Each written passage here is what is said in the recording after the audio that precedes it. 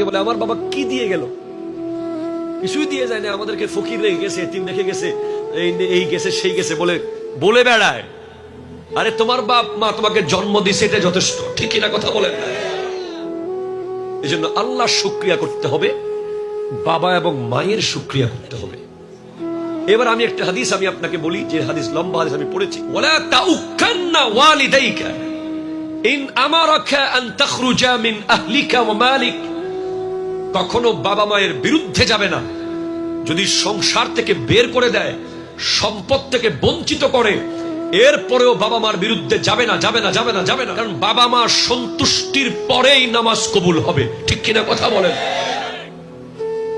বাবা মা যদি অসন্তুষ্ট থাকে, আপনার নামাজ আপনার মুখে মারা হবে, আপনার রোজা, আপনার হজ, আপনার উমরা, এগুলো আপনি কিছু আশা করিয়েন।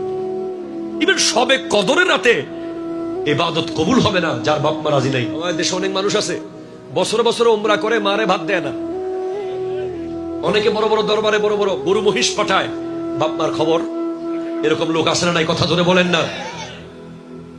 এই জন্য আল্লাহর এবং রাসূলের পরের পজিশন আপনাকে বুঝতে হবে, যে আপনার বাবা মার পজিশনটা কোন জায়গায়। এটা অনেক সন্তান রিয়ালাইজ করতে পারে না।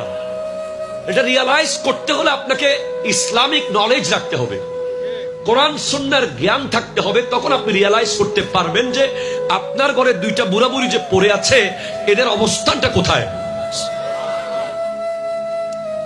এটা আমরা রিয়ালাইজ করতে পারি।